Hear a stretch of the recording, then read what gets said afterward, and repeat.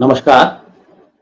सब शब्द अर्पण से मैं प्रबल प्रताप सिंह राणा प्रबल आप सबके सम्मुख उपस्थित हूँ और आज हम अपना साप्ताहिक कार्यक्रम शब्दों के अनूठे व्यक्तित्व लेकर आए हैं, जिसमें हम एक रचनाकार को आमंत्रित करते हैं और रचनाकार के जीवन, जो उनका व्यक्तित्व है, व्यक्तित्व के बारे में जानते हैं और चूंकि वो रचनाकार हैं, तो अपनी रचनाएं भी आप सबके लिए प्रस्तुत करेंगे और उस प्रस्तुति का आप लाभ उठाएंगे और उनके जीवन के बारे में भी जानेंगे निश्चित रूप से। तो आज हमारे साथ में हैं श्री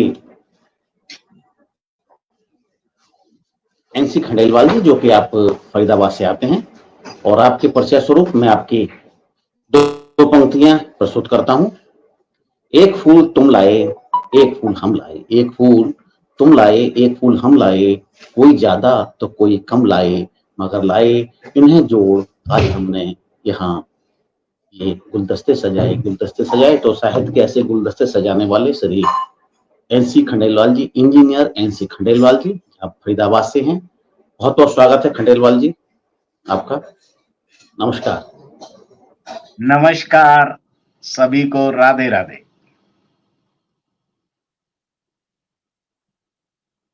मैं खंडेलवाल जी से निवेदन करूंगा, खंडेलवाल जी जी राधे राधे। और मैं आपसे निवेदन करूंगा कि आप सरस्वती वंदना यदि प्रस्तुत करें तो बड़ा उत्तम हुआ, क्योंकि कार्यक्रम कवियों का है, कार्यक्रम साहित्य का है, तो माँ वाणी की वंदना अवश्य होनी चाहिए। तो सरस्वती वंदना के पश्चात हम और आप वार्तालाप करेंगे, आपके जीवन के बारे में, आपके क्रियाकलापों के बारे में, आपके कृतित्व के बारे में चर्चा करेंगे। स्वागत है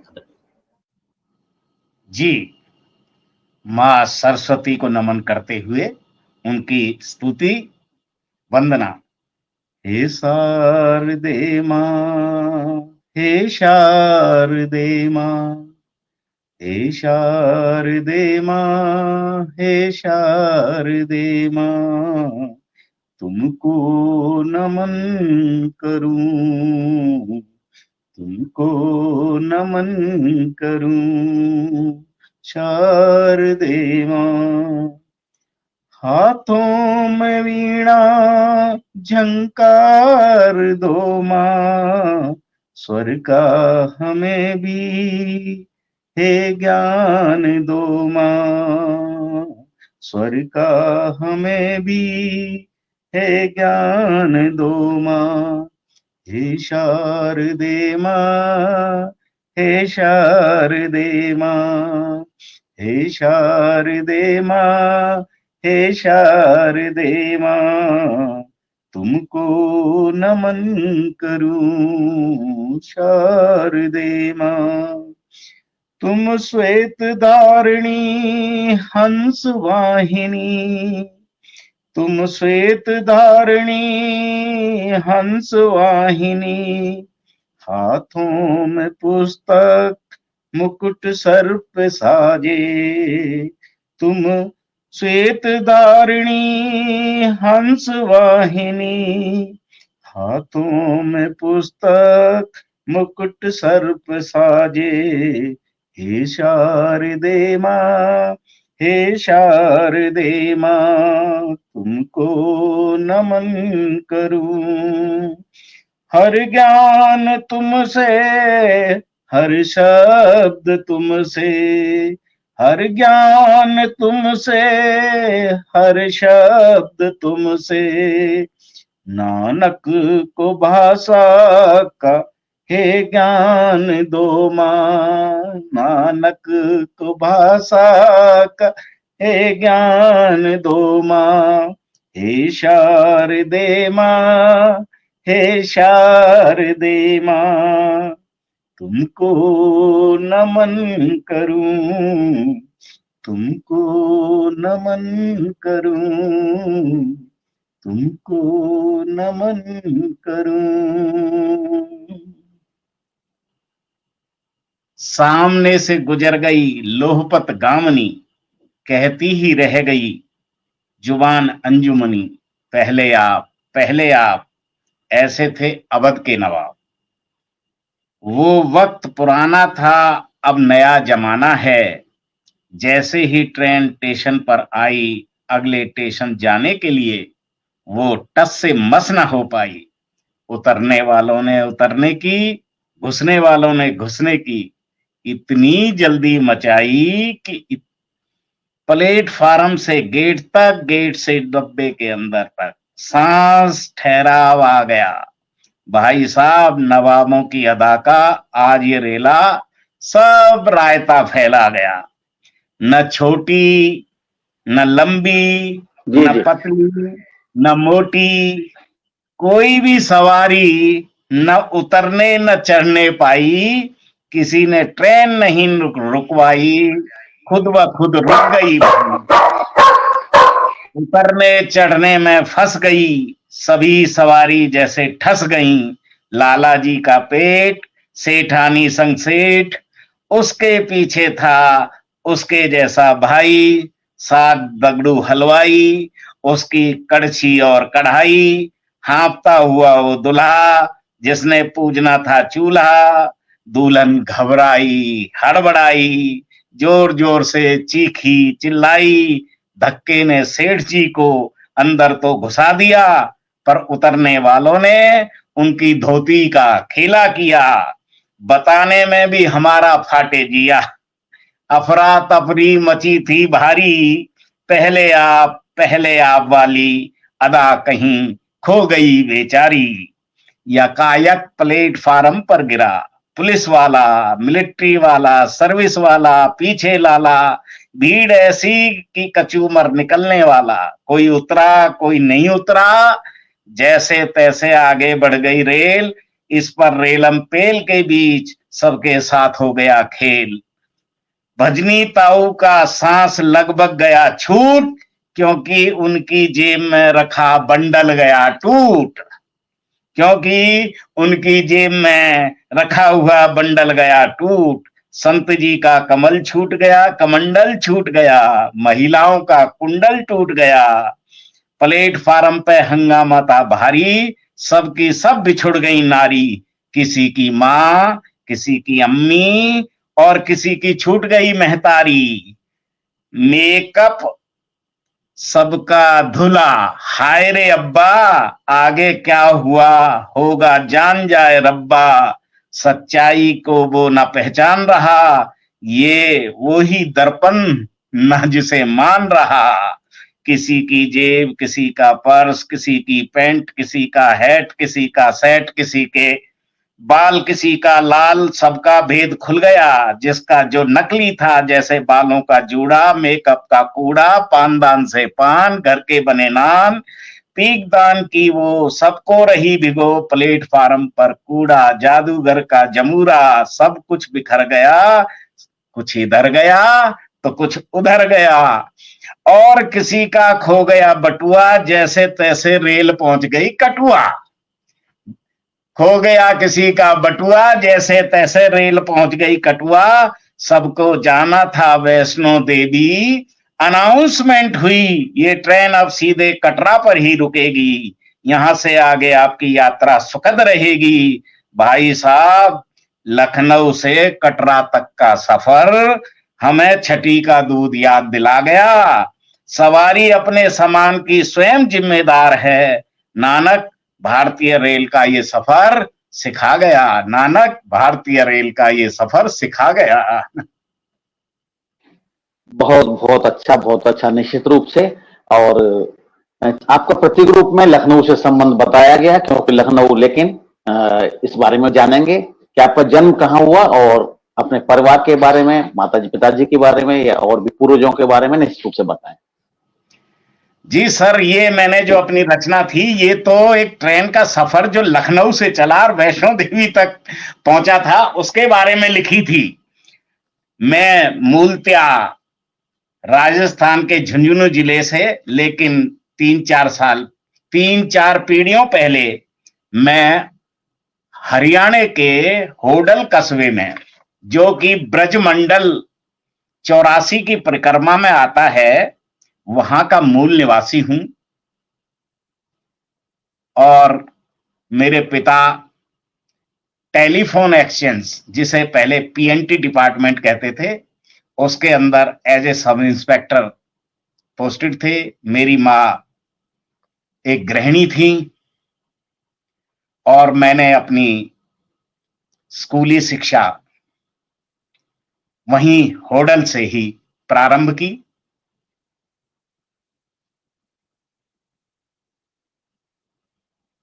आपके जैसे होडल के रहने वाले थे, तो आपके पिताजी माताजी के अलावा आपके जो परिवार है, निश्चित रूप से परिवार एक साझा परिवार रहा होगा, तो उस परिवार के बारे में भी कुछ बताएं, जिससे कि उससे किस प्रकार के संस्कार मिले, तो बताएं जरा। जी, हम होडल में संयुक्त परिवार में ही रहते थे।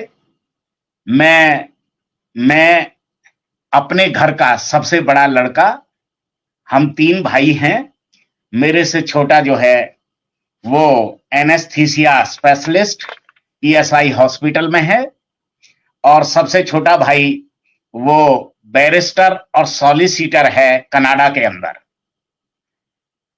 और मेरी 2 बहनें हैं, एक फरीदाबाद के सेक्टर 55 में ही रहती है और दूसरी बहन दिल्ली में यमुना विहार में रहती हैं, और दोनों ही एजुकेटेड हैं। छोटी बहन तो एमए इंग्लिश है, और उन दोनों का परिवार सफल ये रहा है।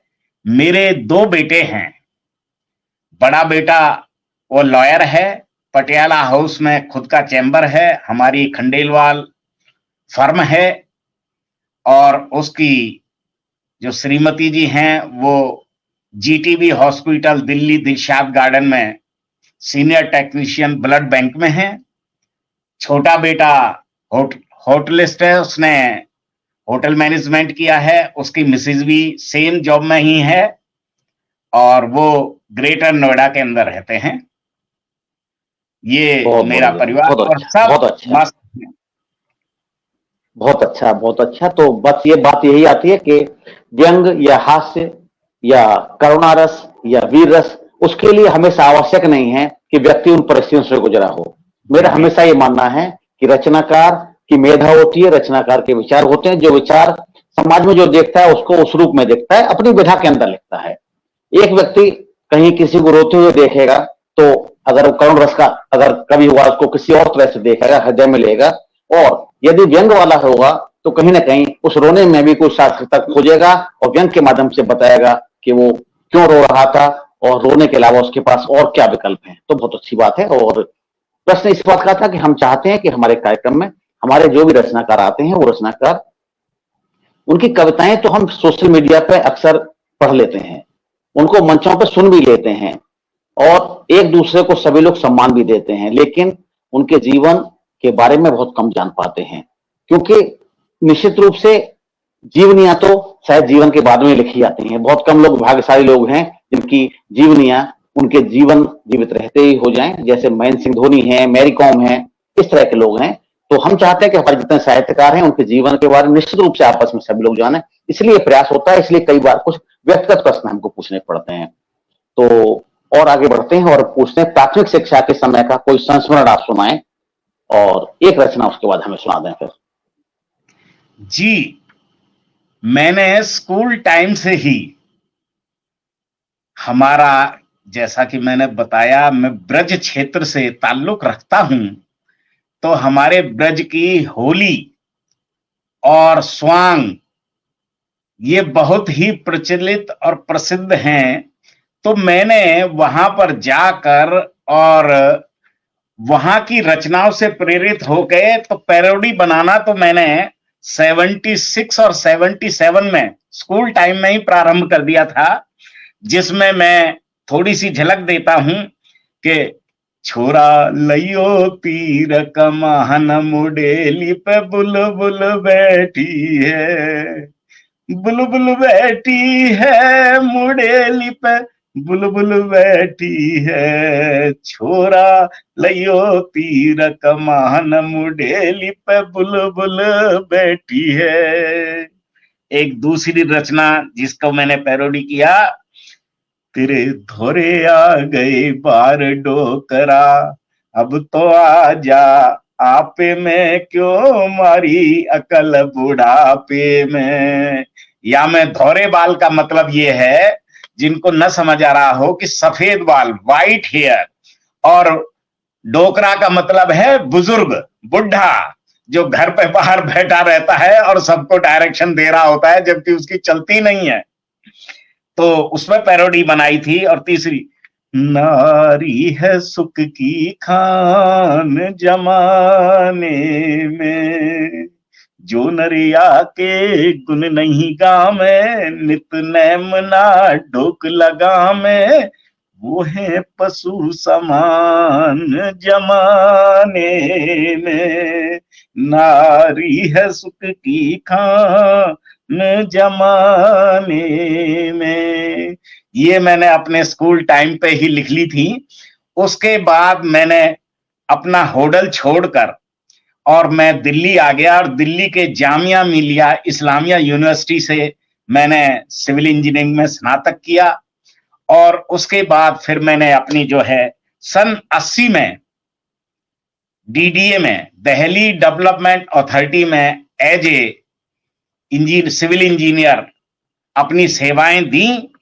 और उस सेवाओं के दौरान मैंने मल्टी स्टोरी बिल्डिंग से लेकर झुग्गी झोंपड़ियों तक में सभी प्रकार के काम किए, जिनमें वो गरीब लोग और उन लोगों में किस तरीके से हास्य, यानी कि उनको हंसाया जाए, उनके दुख दर्दों को कम किया जाए, उसके लिए मैंने मन के अंदर ये भाव बनाए और वहां पर एनजीओस को अपनी सलाहें दी कि आप इस तरीके से एक प्रोग्राम इस तरीके का भी इनके लिए बनाएं कि जिससे कि इनके जीवन में जो बहुत बड़ी त्रासदी रहती है, उसके कारण अनेकों हैं, उसमें कुछ क्षण हंसी के निकल आए। तो इस तरीके से मैंने ये प्रेरणा दी। और 2018 में मैं अधिकारी पद से सेवानिवृत्त होके अब संपूर्ण रूप से साहित्य की सेवा में समर्पित हूं और अपनी हास्य रचनाओं से लोगों का जी दिल तो बात आती है। जी जी निश्चित रूप से विधिवत आपने साहित्यिक जीवन आपका, मैं समझता हूं कि जब सेवा में आ गए उससे पहले आप पैरोडी लिखते थे और प्रेरित होते थे और हास्य की रचनाएं लिखते थे। तो जब आप सेवा में आ गए पढ़ाई के दौरान, निश्चित रूप से कॉलेज में भी आप जब होंगे तो जब व्यक्ति लेखक होता है या रचनाकार होता है तो कुछ ना कुछ अपने कार्यक्रमों में, वार्षिकोत्सव में, पत्रिकाओं में निश्चित रूप से कहीं ना कहीं भाग लेता है। वो भाग लेने के पश्चात वो पारंगत होता जाता है। लेकिन जब आप, क्योंकि इंजीनियर्स का या किसी का भी बेरोजगारी का हमेशा रहा है और योग्य व्यक्ति ही नौकरी पा पाता है, ये भी पक्की बात है। तो फिर भी निश्चिंत होने के बाद में अपने साहित्य को आगे बढ़ाया निश्चित रूप से। तो आप हास्य व्यंग तो लिखते ही लिखते हैं, लेकिन क्योंकि आप ब्रज के क्षेत्र के रहने वाले हैं आपके, तो ब्रज में संभव नहीं है कि केवल हास्य ही लिखा जाए। हास्य के अलावा बहुत से रस होते हैं, तो आप हास्य के अतिरिक्त और किस विधा को पसंद करते हैं, उसमें क्या लिखा है? अगर हास्य के अतिरिक्त कोई अगर विधा में सुना पाएंगे कोई रचना, और कैसा लिखते हैं ये बताएं जरा, जिससे दर्शकों को लगे कि हास्य व्यंग के कवि हैं लेकिन इसके अलावा रुचियां और भी होती हैं कहीं ना कहीं आपकी। जी जी जी जी ऐसा है जी। इंजीनियरिंग के दौरान रहते हुए कोशिश तो करी, लेकिन भूल गए राज रंग, भूल गए चकड़ी, 3 चीज याद रह गई, नौम तेल लकड़ी। उस दौरान इसी चीज में उलझे रहे और उसके बाद भी करता रहा। लेकिन जैसे ही छुट्टियों में और उसमें घर जाता था, तो वहां होली के समय पे हमारे यहाँ अमूमन होली 1 या 2 दिन की होती है, लेकिन ब्रिज के अंदर पूरे महीने, यानी कि आप कहें तो पूरे 2 महीने 3 महीने कंटिन्यू होली चलती रहती है। तो वहां पर मैं होली के गीत वो लिखता था और गाता। होली में खिले होरा ब्रज का छोरा, जगत हुए होरी बिरज खिले होरा, नाच रहो मन मोरा। ये होली पे मैं जो है गाता था और सुनाता था। और साथ में हमारे साथ में महिलाएं, जिन्हें आप भाभी की संज्ञा दे सकते हैं उस टाइम पर, और या गोपियों की संज्ञा दे सकते हैं, और हम सब ग्वाल बाल हो जाते हैं, उम्र का कोई भेदभाव नहीं रहता। जगत होवे होरी बिरज खिले होरा, नाच रयो मन मोरा। बरसाने हो रही लठ मार, होरी खेले नर और नार। देख रहे गोरी गोरा, देख रहे गोरी गोरा, नाच रयो मन मोरा। ब्रज की ऐसी हो रही है कि इसे देखने के लिए गोरी गोरा यानी शिव और पार्वती तक आते हैं यहाँ पर। देवों और वाह, देवताओं की तो वाह, बात छोड़ो, शिव पार्वती स्वयं आते हैं इस होरी के देखने के लिए। तो उसी पे ही मैंने समायोजित करके गोपिन संग खेलन आयो, गोपिन संग खेलन आयो, लठ रोकने ढाल बिलायो, लठ रोकने ढाल बिलायो। भीगे बदन थोड़ा थोड़ा, भीगे बदन थोड़ा थोड़ा, नाच रयो मन मोरा। जगत होवे होरी बिरज होवे होरा, ब्रज को होरा निरारो है, ब्रज को होरा निरारो है। सबने सबको रंग डारो है, सबने सबको रंग डारो है। श्यामल रंग, श्यामल रंग भयो गोरा गोरा, नाच रयो मन मोरा। जगत होवे होरी बिरज खिले होरा। कहीं खेले काना, कहीं खेले राधा, कहीं खेले राधा, कहीं खेले काना। संपूर्ण रूप घुमायो, कहीं खेले काना, कहीं खेले राधा। संपूर्ण रूप घुमायो, दिखे आधा आधा, नाच रयो मन मोरा। जगत हुए होरी बिरज खिले होरा। देवों के देव भी आए हैं, देवों के देव भी आए हैं। गोराजी संग में लाए हैं, गोराजी संग में लाए हैं। बिरज बनो जग हुरेरा, बिरज बनो जग हुरेरा, नाच रयो मन मोरा। जगत खिले होरी बिरज खिले होरा। हुरियारों की टोली आई, हुरियारों की टोली आई। नानक पिचकारी संग में लाई, नानक पिचकारी संग में लाई। न बच पाए कोई छोरी छोरा, न बच पाए कोई छोरा, छोरी छोरा, नाच रयो मन मोरा। जगत खिले होरी बिरज खिले होरा। इस तरीके से मैंने ये जो है पैरोडी और होली के गीत और हास्य की रचनाएं प्रारंभ कर दी। हाँ, बहुत अच्छा। निश्चित रूप से आप ये अपने और बताया कि जो 4 साल जो कॉलेज में होते हैं वो एक संघर्ष में बीत गए। हालांकि मन में इतनी भावनाएं रही कि हम ये लेखन में कार्य कर रहे हैं और कविताएं भी लिखें, गीत भी लिखें, होली भी लिखें, लेकिन वो 4 वर्ष ऐसे होते हैं कि एक सेमेस्टर हर साल निकल जाए तो आगे जाके संघर्ष करें। और उसके बाद आपने निश्चित रूप से आपकी वो लगन थी 4 साल की, और उसके बाद की मेहनत थी आपकी, जिससे कि आप फिर डीडी जैसी प्रतिष्ठित संस्था में आपको जॉब मिला। और जीवन में निश्चिंतता भी बहुत आवश्यक है। 2 चीजें हैं, या तो व्यक्ति बिल्कुल मुफलिसी में हो तब भी क्या करेगा, फिर वो रचना काल कर ही रहता है, और या फिर निश्चिंतता आ जाए तो कहीं ना कहीं व्यक्ति को सुगठित कर सकता है। तो ये रहे आपके साहित्यकार बनने तक का सफर। और एक और जानकारी और एक बातें करेंगे कि जो साहित्यिक जीवन होता है किसी व्यक्ति का, उसमें बहुत महत्व होता है कि उसने किस किस रचनाकारों को पढ़ा है और किन किन कलाकारों को सुना है। आजकल सुनने वाली बात भी है, आजकल तो ऑनलाइन देखने वाली बात है, तो हमारे आपके समय में ऑनलाइन वाली ऐसी कोई चीज नहीं थी। आप निश्चित रूप से किताबों से पढ़ सकते थे, और नाटक, स्वांग, रसिया, या जैसे कि आपका रास, यही सारी विधाएं थी जिनको देख सकते थे, रामलीला देख सकते थे। तो पढ़ने, सुनने और देखने का क्या महत्व रहा है, और उस बारे में कुछ संस्मरण और कुछ जानकारियां दें। जैसे कि मैंने आपको बताया कि मैं ब्रजमंडल से हूं, और हमारे ब्रजमंडल में उन दिनों जबकि टेलीविजन भी नहीं होते थे, ये टीवी तो एशियाड के दौरान आए हैं, उससे पहले मनोरंजन के साधन जो हुआ करते थे, उन्हीं साधनों में से हमारे एरिया का एक स्वांग, और कृष्णा कुमारी का स्वांग बहुत ही फेमस था। बहुत जानते होंगे कृष्णा कुमारी का मथुरा में, हाँ, मथुरा का बहुत प्रसिद्ध था।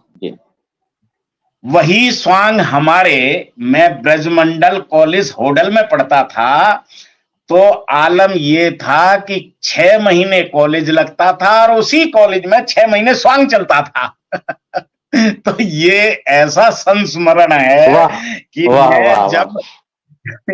जब मैं इंजीनियरिंग में आया, मेरा जो बैकग्राउंड था वो हिंदी माध्यम से था, लेकिन जब मैं दिल्ली इंजीनियरिंग में आया तो टोटल इंग्लिश माध्यम हो गया, और उस पे भी कि हम उस कॉलेज के स्टूडेंट जहां से स्वांग की प्रथा प्रारंभ होती थी। तो वहां से ही मुझे इसकी शौक की परवान चढ़ने की सीढ़ियां मिल गई, और वहां से मैं जो है आगे बढ़ा गया। और फिर कॉलेज में आया तो हमारे कॉलेज में एक बार कवि सम्मेलन हुआ, हास्य कवि सम्मेलन। उसमें काका हाथरसी, हुल्लड़ मुरादाबादी, गोपाल दास व्यास जी और शैल चतुर्वेदी, ये बड़े बड़े हास्य कवि आए। और हम इंजीनियरिंग के स्टूडेंट से, हमारा काम केवल कॉलेज में किताबों से मूड मारना, यानी किताबों में जिसे कहते हैं ना किताबी कीड़ा, वही था। लेकिन मुझे बड़ा शौक था ये कवि सम्मेलनों को सुनने का। तो वहां पर मुझे इस बात का पता लगा, रुचि ली मैंने उनमें गहराई से, कि काका हाथरसी काकी को कह के कविताएं सुनाया करते थे, लेकिन उनके साथ विडंबना ये थी, उनके कोई औलाद नहीं थी। इसी तरीके से गोपाल दास व्यास जी जो साली के ऊपर बड़ी विशेष कविताएं सुनाया करते थे हास्य की, और मजे की बात, उनके भी कोई साली नहीं थी। जी जी। ऐसे ही शैल चतुर्वेदी जी, उनकी कविताएं बड़ी लंबी कविताएं हुआ करती थी, लेकिन हर सेंटेंस पे हंसी आया करती थी, और मुझे वो स्टक कर गई और मेरे माइंड में आ गई। मैंने उन्हीं को ही आधार बना के अपनी रचनाएं, जैसे अभी आपको पहले बताई, एक रचना सुनाई, और एक अभी मैंने लेटेस्ट बनाई है, अकल बड़ी या भैंस। जी, स्वागत।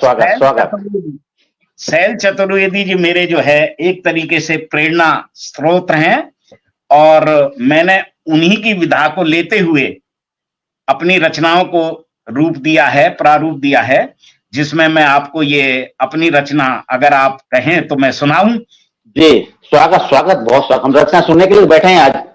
आपके आमतौर पे कवि सम्मेलनों में सिर्फ रचना सुनाई जाती है, यहाँ पे आपके बारे में जानेंगे और आपकी रचनाएं भी सुनेंगे। आपको रचनाओं से भी जानेंगे, आपके मुख से भी जानेंगे, दोनों से। पहले मैं अपनी रचना सुनाता हूं, जो शैल चतुर्वेदी की रचना से प्रेरित होकर मैंने लिखी है, फिर मैं उनकी भी सुनाऊंगा।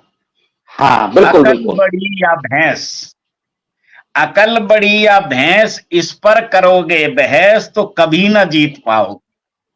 अकल बड़ी या भैंस, इस पर करोगे बहस तो कभी ना जीत पाओगे। ये बहस का मुद्दा ही नहीं, अतः इस पर बहस ना करना, वरना तुम भी भैंस ही कहलाओगे।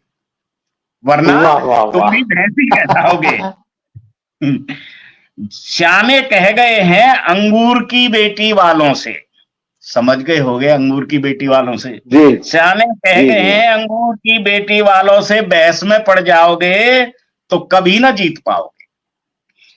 गर पत्थर मारोगे कीचड़ में तो छींटे अपने ऊपर पाओगे। अगर उन्होंने कह दिया कि भैंस बड़ी तो समझो वही बड़ी, अगर उन्होंने कह दिया भैंस बड़ी तो समझो वही बड़ी, न तुम उसे छोटा कर पाओगे, चाहे लगा लेना कितना भी फीता, चाहे लगा लेना कितना भी फीता, हर एक से 2 अंगुल भरा ही पाओगे, यानी बड़ा नहीं भरा ही पाओगे, क्योंकि ये तो अंगूर की बेटी वालों की बात है। हाँ, अकल बड़ी या भैंस क्यों इसको रहा तू खींच, अकल बड़ी या भैंस क्यों तू इसको रहा खींच, भैंस साक्षात है, प्रमाण है, अकल कहाँ है न कहीं विद्यमान है, भाई जो सम्मुख नहीं वो कैसे बड़ी हुई, भाई जो सम्मुख नहीं वो कैसे बड़ी हुई, तुम रखते पेट खाली फिर भी भैंस लड़ाते हो, आ जाए सामने भैंस तो सबसे पहले तुम ही दुब दबा के भाग जाते हो, तुम दुब दबा के भाग जाते हो। भैंस तो दूध देती है, अकल तुझे क्या देती है, बता अकल के क्या रंग क्या होता है, जबकि भैंस के दूध का रंग सफेद होता है, सफेद भैंस का नहीं शांति का प्रतीक होता है, सफेद भैंस का नहीं शांति का प्रतीक होता है। शांति से याद आया, शांति के पुजारी थे बापू गांधी जी, जिन्होंने बिना लड़े देश आजाद कराया, अगर गांधी ना होते तो शांति ना होती, शांति ना होती सफेद कहां से होता, सफेद ना होता तो दूध ना होता, दूध ना होता तो भैंस कहां से आती, जब भैंस नहीं होती तो भैंस कहां से होती, जब भैंस नहीं होती तो भैंस कहां से होती। वाह वाह वाह वाह चल वाह वाह छोड़ वाह, मेरी कमाल। भैंस, चल छोड़ मेरी भैंस सीधे, चल छोड़ तू मेरी भैंसी दे, वरना भैंस बड़ी चुपचाप मान ले, भैंस बड़ी चुपचाप मान ले, भैंस ना होती तो ये सब कैसे होता, भैंस ना होती तो ये सब कैसे होता, बिना भैंस के देश ना होता, और भाई साहब सच्चाई तो ये है कि बिना भैंस के देश आजाद भी नहीं हुआ होता, बिना भैंस के देश भी आजाद नहीं हुआ होता। ये वो महज अंग्रेज थे जिनको हमने हरा दिया और फिर देश से भगा दिया, हम भैंस वाले हैं जिन्होंने भैंस बड़ी बता के उनके बाप को भी हरा दिया, उनके बाप को भी हरा दिया।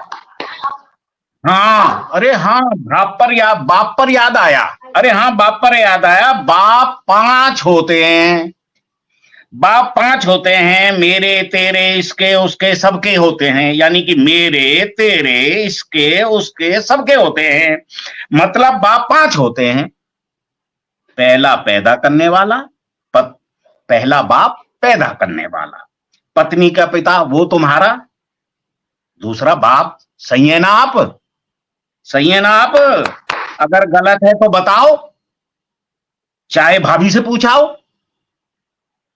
अगर उन्हें बाप कहोगे तभी पराठे खाओगे, अगर उन्हें बाप कहोगे तभी पराठे खाओगे, वरना भैंस और भैंस में ही जीत नहीं पाओगे। गांधी राष्ट्रपिता यानी कि आपका तीसरा बाप, गांधी राष्ट्रपिता यानी सबका तीसरा बाप, गाय हमारी माँ तो सांड, है ना चौथा बाप, है ना चौथा बाप। अरे भाई थोड़ा सोमरस पिया करो, अंगूर की बेटी से अकल लिया करो, मैं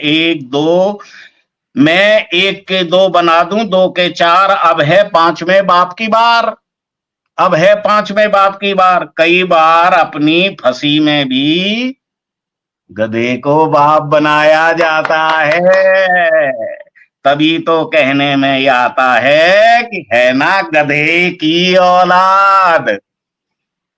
अगर भैंस छोटी और अकल बड़ी होती, वापस हम अपनी बात पर आते हैं, अगर नहीं समझ आया तो फिर बताते हैं, अगर भैंस छोटी और अकल बड़ी होती, न वो रोती न तू रोता, मतलब हमारे गांव का होनहार विद्यार्थी पप्पू आराम से पास हुआ होता, हमारे गांव का विद्यार्थी पप्पू आराम से पास हुआ होता। या तू यूं समझो कि सब बल्ले बल्ले हुआ होता।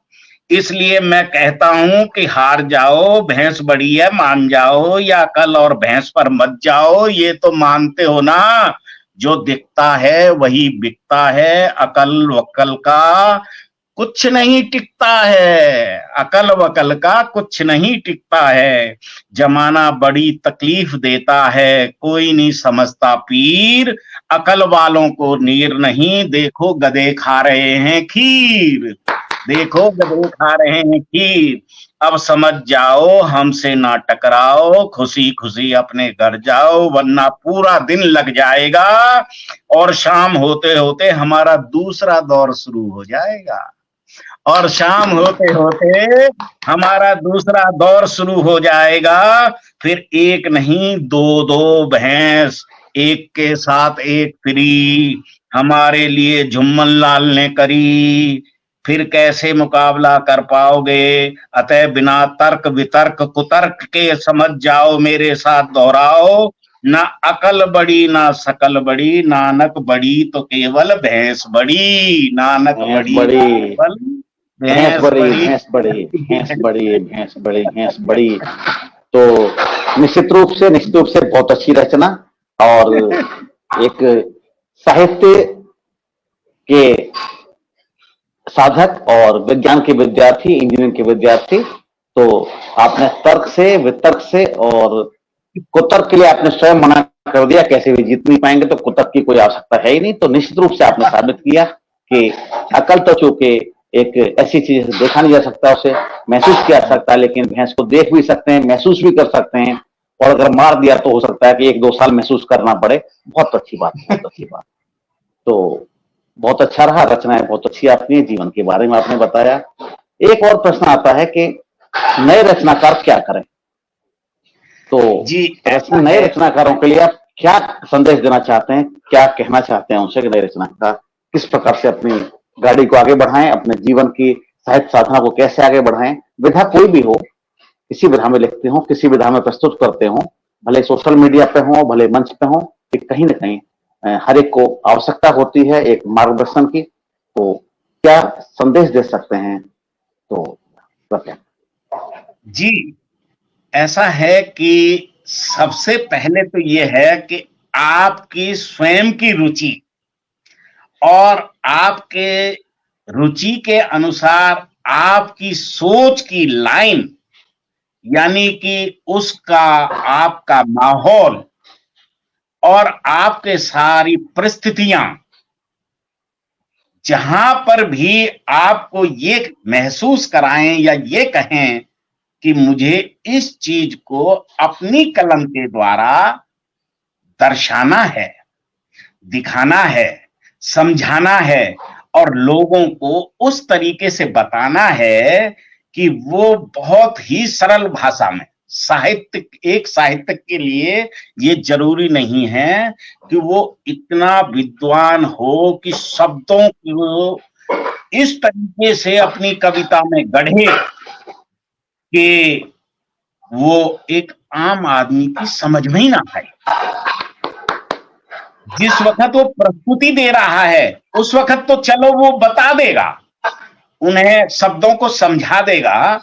एग्जाम्पल के तौर पे जैसे मेरी एक कविता है, उसमें आता है कि खिलाने को गंदूम नहीं, पाकिस्तान को खिलाने को गंदूम नहीं, और बातें करता है परमाणु बमों की। तो यहां गंदूम का मतलब होता है अन्न, अनाज, आटा, रोटी, किसी भी रूप में ले लें। तो ये जो चीज है, ऐसी भाषाएं और ऐसे शब्दों का समावेश न करके उन शब्दों को लेना चाहिए जो एक आम आदमी की पहुंच में चला जाए, और वो बड़ी आसानी से आप क्या कहना चाह रहे हैं वो वहां तक पहुंच जाए। जरूरी नहीं कि उसके लिए आपको जो है बहुत बड़े किसी मतलब जो विख्यात हो उसी का ही कोट करना है। आप भैंस को कोट करके जैसे मैंने कर दिया, अब आपको सब कुछ समझ आ गया होगा, बड़ी अच्छी तरह हंस के भी आ गया होगा। तो उसी तरीके से सरल भाषा में बात को कह के, क्यों सर मेरी बात सही है ना? भैंस का एग्जाम्पल तो बहुत उचित ही है ना। ऐसे ही सरल देखें, आप जिस भी विधा में लिखें, वीर रस में लिखें, श्रृंगार रस में लिखें, प्रकृति रस में लिखें, सौंदर्य रस में लिखें, या हास्य रस में लिखें, आपकी शैली और आपके शब्दों का चयन बिल्कुल इस तरीके से हो कि सामने वाले के पेट में घुस जाए और न चाहते हुए मजबूर होकर आपको पारितोषिक के रूप में तालियां तालियां बरसाएं। मेरा तो यही आने वाले आगंतुक नए जितने भी साहित्यकार होंगे उनको यही कहना है, और प्रेरणा वो चाहे मुझसे भी ले सकते हैं। मैं साहित्य क्षेत्र से नहीं हूं, इंजीनियरिंग क्षेत्र से हूं। मेरा तो काम दो दूनी पांच है, यानी दो दूनी चार तो आप कर लेंगे, मैं तो दो दूनी पांच कर लेता हूं। तो वो क्षेत्र है, लेकिन मैं फिर भी उस क्षेत्र से इस क्षेत्र में आया और सरलीकरण करके अपनी बातों को अनुभव वहीं से लेके, जिस पुल के नीचे, जिस पुल को हम बनाते हैं, हम उस पुल के नीचे से कभी नहीं जाते हैं। टेंशन नहीं लेंगे। निश्चित रूप से बहुत अच्छी बात थी। और बात यह कि जिसे लिखना है वो सामान्य जन की भाषा में लिखे, भले किसी भी बोली में भाषा में लिखे, लेकिन सामान्य जन की भाषा में लिखे जिससे लोग समझ सकें। क्योंकि ये बड़ा एक प्रश्न है कि केशव अभी तक केवल पाठ्यक्रम में है, जिन्हें कठिन काव्य का प्रेत कहलाते थे। और जो कि वो भी एक राजकवि थे, और भूषण भी राजकवि थे, जिनको भूषण की जो रचनाएं थी उन लोगों ने गाई, हर व्यक्ति ने गाई भूषण की। और केशव की, वो भी राजकवि थे, वो उनकी रचनाएं बहुत कम लोगों को पता है, क्योंकि केशव कठिन काव्य के प्रेत थे, यानी प्रेत मान लिया उनको। अगर उनकी अध्ययन करोगे कितना अध्ययन कर लेंगे। दूसरा, केशव ने कम लिखा लेकिन बहुत कठिन लिखा। तो कम अधिक लिखने से बड़ा साहित्यकार नहीं होता है। साहित्यकार वही है जो कि जनमानस तक पहुंच जाए।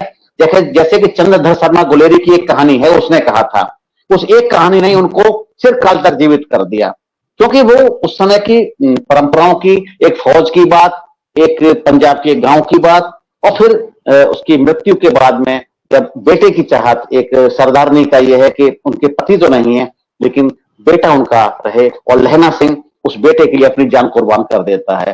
तो एक टच होना चाहिए, और सब साधारण शब्दों में भी कहीं आगे बढ़ सकते हैं। बहुत अच्छी बात। तो आदरणीय, हम एक प्रश्न और आपसे आगे आता है। जैसे हमने पिताजी माताजी के बारे में जाना कि पिताजी आपके टेलीफोन एक्सचेंज में सब इंस्पेक्टर थे और माताजी आपकी गृहिणी थी। फिर भी देखिए कि प्रश्न ये है, गृहिणी शब्द एक साधारण हो गया है आजकल, उसे होम मेकर कहते हैं। पहले ये था कि गृहिणी का मतलब ये है कि आपको परिवार भी चलाना है, आप स्टोर कीपर भी हैं, आप विधिवेत्ता भी हैं, हर चीज आपको चलानी है। और जब व्यक्ति नौकरी करता है तो माता का बहुत बड़ा प्रभाव होता है उसकी पत्नी का बच्चों के ऊपर। तो बस ये कि पिताजी माताजी से क्या क्या शिक्षा मिली, और उनमें से किन शिक्षाओं को अभी भी आप पसंद करते हैं और उन पर चलने का प्रयास करते हैं? जी, एक टाइम ऐसा आया कि आप तो अच्छी तरह से जानते होंगे कि पीएनटी डिपार्टमेंट में स्ट्राइक हो गई थी। पीएनटी डिपार्टमेंट भारत सरकार का वो डिपार्टमेंट था कि उसके बिना पूरा देश ठप हो जाता था, क्योंकि उस समय रेल भी पीएनटी के हिसाब से चलती थी और हमारी सुरक्षा, यानी कि टोटल मिला के सब कम्युनिकेशन से होता था। तो उन्होंने स्ट्राइक कर दी, और स्ट्राइक ऐसी थी कि उसमें जितने भी लोग थे उनको सबको पकड़ छुपना था, सामने नहीं आना था। अच्छा। उसी दौरान हमारे घर में, जिस घर में हमारे भैंस बंधी हुई थी, और उसी में ही अन्न का भंडार था, क्योंकि हम होडल से हैं तो हमारे खेत भी थे, सारी थी, तो सारा गेहूं लाके वो भी भरा हुआ था, ये था। और खुदा ना खास्ता बदकिस्मती से उसमें आग लग गई। और जब आग लग गई तो मतलब ये, इसका सारांश, सारा रूप ये समझती है कि हमारे पे पहाड़ टूट गया और पिताजी छुप रहे हैं स्ट्राइक में। उसी दौरान मुझे इंजीनियरिंग कॉलेज में एडमिशन लेना था, जिसकी फीस देनी थी। हालांकि फीस ज्यादा नहीं थी, क्योंकि जामिया मिलिया इस्लामिया सेंट्रल यूनिवर्सिटी है, लेकिन फिर भी फीस तो फीस थी जितनी भी थी। तो मैं अपनी माँ की बात बताता हूं कि उन्होंने न जाने कहां से, अभी जैसे ये नोटबंदी हुई थी तो इसमें सभी की माताओं की जो गांठ होती है वही दैट्स कॉल्ड तिजोरी, उसी तिजोरी में से सारे पैसे निकल गए थे। तो उन पैसों का इस्तेमाल किया और मेरी फीस भरी। तो इस तरीके का कहने का मतलब, वो अनपढ़ थी, गृहिणी थी, लेकिन उनका जो फाइनेंस डिपार्टमेंट था इतना मजबूत था, जिसका साक्षात मैं और मेरे एक भाई जो मैंने अभी बताया कि वो कनाडा के अंदर है, और दूसरा भाई मेरा जो है साक्षात उसकी वाइफ एडवोकेट है। मैंने बताया हमारा खुद का जो है अपना खंडेलवाल फर्म है, पटियाला हाउस में चैम्बर है। तो मेरा भाई, मेरे छोटा भाई, बड़े भाई की वाइफ, मेरा बेटा, सब लॉयर हैं और फर्म बना के वो रहते हैं। ये सब देन अगर उस वक्त माँ ने वो फीस दे के ना मुझे कराया होता, मैंने वहां से वो संयुक्त करके सारा लाता, तो ये सबसे बड़ा उदाहरण है कि आपके माँ बाप पढ़े लिखे हैं या नहीं हैं, लेकिन उनके संस्कार जो उस समय के थे हमारी भारतीय संस्कृति के अनुसार, अगर आज आप में आ गए हैं और आपने अपनी संतानों को आगे फॉरवर्ड कर दिए हैं और उन्होंने अपने यानी कि हमारे पोते पोतियों तक पहुंचा दिए हैं, जैसे कि मेरे भी पोते पोतियां हैं, सब हैं, तो ये मानिए कि इससे बड़ी धन दौलत और समृद्धि मैं नहीं समझता कोई दूसरी हो सकती। तो मैं अपने माता पिता जो कि अब इस दुनिया में नहीं हैं और ऊपर से सुन रहे होंगे, तो मैं उन्हें सत सत नमन करता हूं कि हम पूरा खंडेलवाल परिवार जो भी है उन्हीं के अथक प्रयास प्रयत्न से ही है।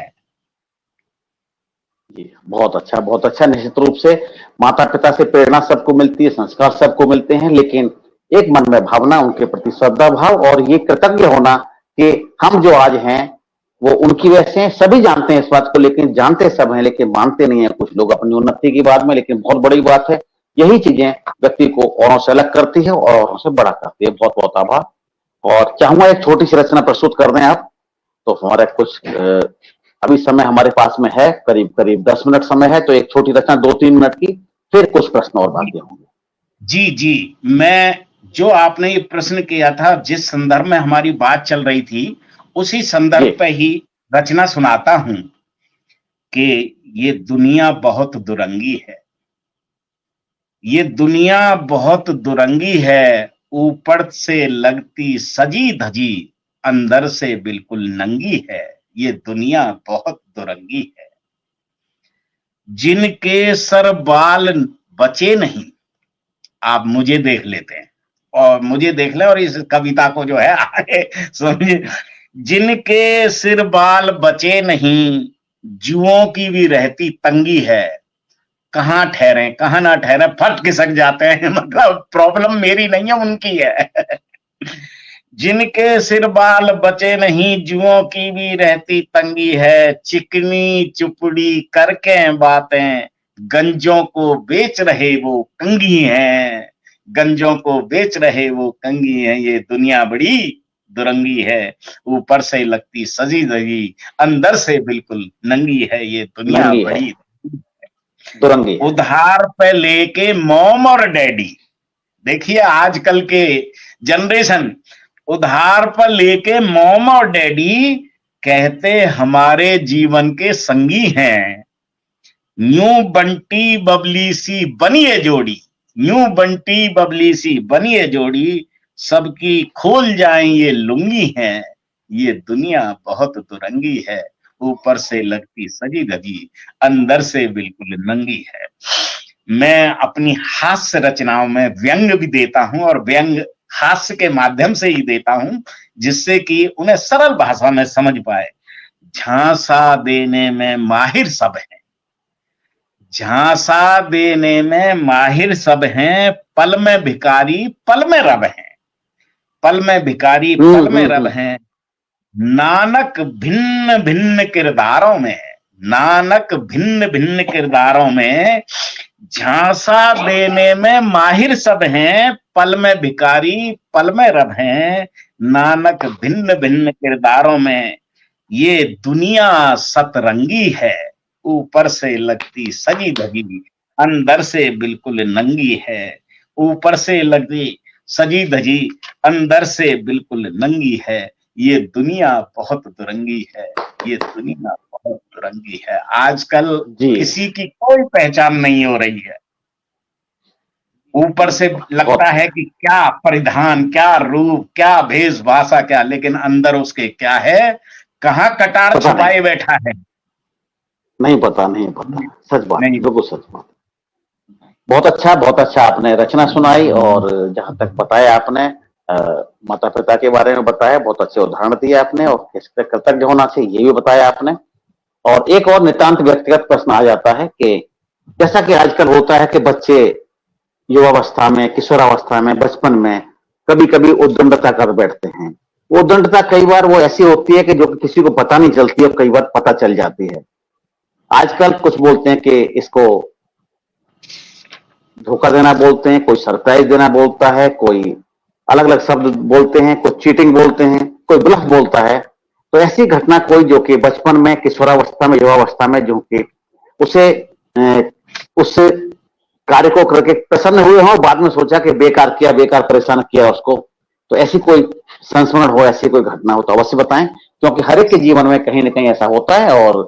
और निसंकोच बताएं, क्योंकि कविता है, जब हम जीवन तो हमारा सामने सबके, तो ऐसा प्रश्न एक आ ही जाता है, तो कृपया बताएं। सर बिल्कुल ऐसी घटना हमारे काल की, एक्चुअल में हमारे खेतों का ही कुछ पार्ट लेके, औरों का भी लेके, हरियाणा टूरिज्म ने एक स्पॉट डेवलप किया, डबचिक। शायद डब आप चेक, हाँ अगर हाँ, कभी पता, हाँ, गए बिल्कुल होंगे बिल्कुल, बिल्कुल गए, तो, डब चेक गए हैं जी। हाँ, उसका मेरा भी योगदान है, मेरे खेत का भी कुछ पार्ट गया था।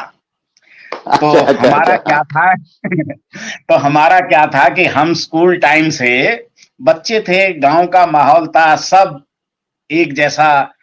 तो भैंसों को ले जाते थे, तो भैंस पहले तो जोहड़ में भैंस की पूंछ पकड़ के, और उसमें उसको भी नहलाया, खुद भी नहाए, और भैंस तो उसमें है, और हम क्या है, कपड़े पहन के और डबचिक में हाँ चले गए। क्योंकि डबचिक तो हाँ हमारा था वहां पर। हाँ। क्योंकि हम तो उसके शहंशाह थे, लठ हाथ में भैंस का होता था, तो डबचिक हमारा था। अब क्या था कि हाँ। उन उन लोगों ने हमें लोकल के लिए ये कर रखा था कि हमारे लिए कॉफी फ्री होगी, क्योंकि भाई हमारी लैंड पे बना था। तो हाँ। उन्होंने कहा कि भाई आपके लिए कॉफी फ्री होगी। उस डबचिक के अंदर उस टाइम की बात है कि फॉरेनर्स ज्यादा ठहरते थे, हमारे लोग इतने जी नहीं थे। जी ये तब की बात बता जी रहा जी। हूं, जब सिर्फ फिएट होती थी और एम्बेसडर होती थी। हाँ, बस बस, हाँ, दो गाड़ियां होती थी उस समय, सही। दो ही गाड़ियां होती थी। तो जिस पे फिएट है, समझ लो वो बहुत बड़े जो है धनाढ्य हैं, और जिस पे सही, फिएट है बहुत बड़ा पढ़ा लिखा है, सरकारी, चाहे वकील है, सही चाहे सही, एडवोकेट हाँ है, हाँ या सरकारी है हाँ अधिकारी, तो हाँ वही लोग वहां आया करते थे। हाँ हाँ, बिल्कुल तो बिल्कुल। हम जो है उनको ये दिखाते थे कि हम भी तुम्हारी तरह ही हैं, और हमारे पास भी हाँ। गाड़ी है, हमारी गाड़ी तालाब में नहा रही है। क्योंकि भैंस की सवारी करना हमारे लिए तो वो गाड़ी से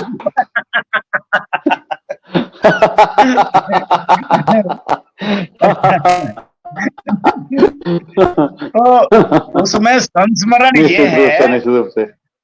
उसमें संस्मरण हम्म। ये है कि वहां पहली दफे हमने वहां देखा, रियलाइज किया कि दूध अलग रख देते थे, गर्म पानी अलग रख देते थे, चाय और वो चीनी के उस वक्त हमने क्यूब देख लिए थे, क्यूब अलग रख देते थे, हम्म।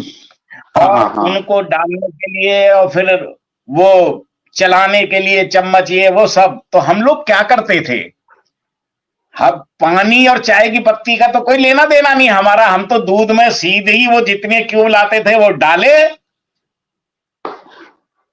सब खींच दिए। हाँ, ये कमाल है, उन्होंने कमाल है।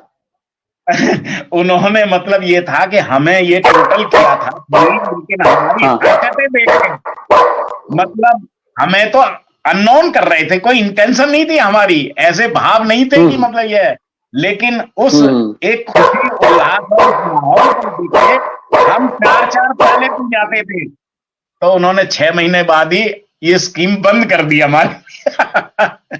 ये संस्मरण आज तक याद है कि कभी हमने वो भी किया था काम।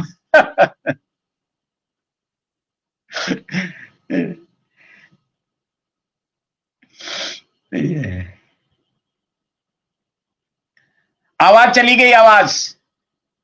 जी हाँ हाँ। तो हाँ जी। अब हम अंत समय में चाहेंगे कि लास्ट में हमारा प्रश्न एक ही है कि बस सब दर्पण साहित्य समूह के दर्शकों को आप अपना कोई एक संदेश देना चाहें, संदेश दें और एक रचना आप प्रस्तुत कर दें जिससे कि समापन भी हो जाए। उसके पश्चात एक संदेश देने के बाद में आप एक रचना छोटी सी प्रस्तुत कर दें।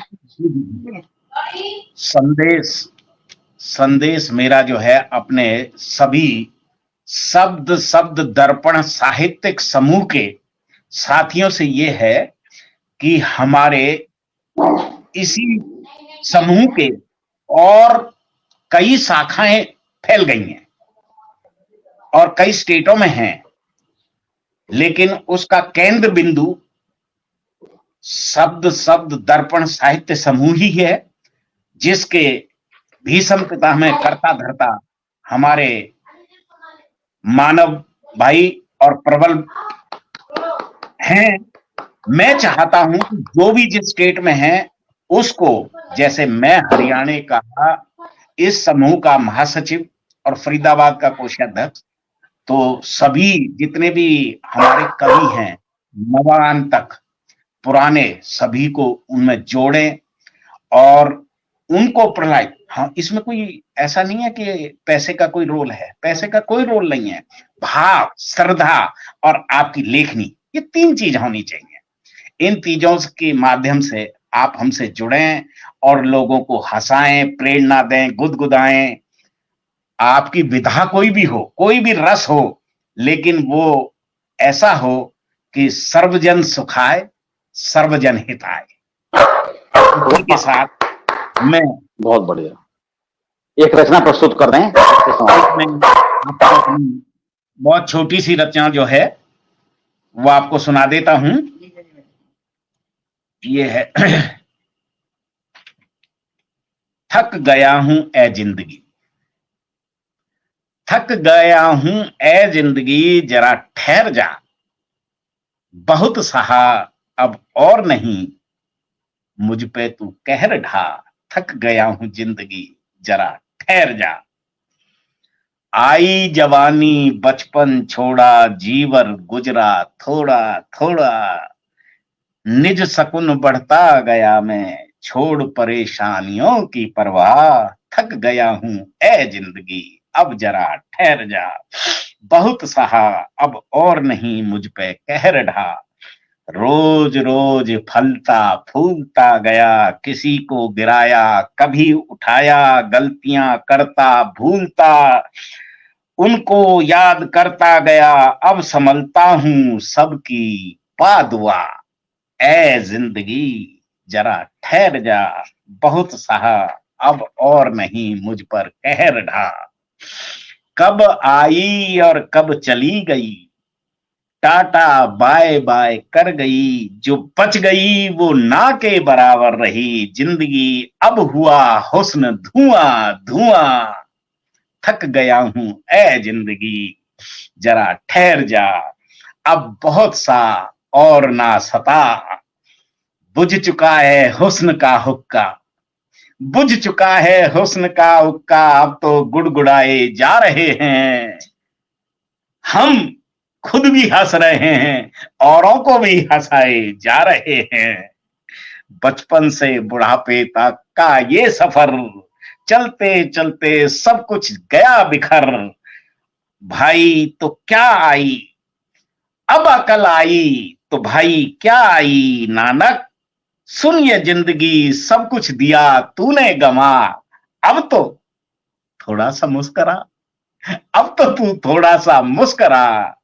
थक गया हूं ए जिंदगी जरा ठहर जा, बहुत सहा अब और नहीं मुझ पे कहर ढा। खुद भी हंस औरों को भी हंसा, खुद हंस औरों को भी हंसा, खुद हंस औरों को भी हंसा। बहुत अच्छा समापन रचना बहुत अच्छी थी। निश्चित रूप से जीवन के जो उतार चढ़ाव हैं उन उतार चढ़ाव को स्वीकार करना और ईश्वर से प्रार्थना करना कि जीवन को जो भी बचाया हुआ जीवन है उसको अच्छी तरह से गुजारें। बहुत अच्छे सही शब्दों में और सरल शब्दों में किया। आज आपके साथ बहुत अच्छा लगा इस कार्यक्रम में शब्दों के अनूठे व्यक्तित्व में, और आपके अनूठे व्यक्तित्व को हमारा नमन है, प्रणाम है और सैल्यूट करते हैं आपके व्यक्तित्व को। ऐसे ही आप साहित्य की धारा को आगे बढ़ाते रहें और अपने विकास के साथ साथ बाकी नए साहित्यकारों का विकास भी करें, सब संतर्पण के माध्यम से करें, अपनी रचनाओं के माध्यम से करें, जिस भी माध्यम से करें, ऐसी हमारी कामना है। बहुत बहुत आभार, बहुत बहुत धन्यवाद। नमस्कार, जय हिंद, सभी जय को श्री राम, जय नमस्कार, श्री कृष्ण, राधे राधे राधे। राधे, राधे राधे, जय श्री राधे, जय श्री राधे।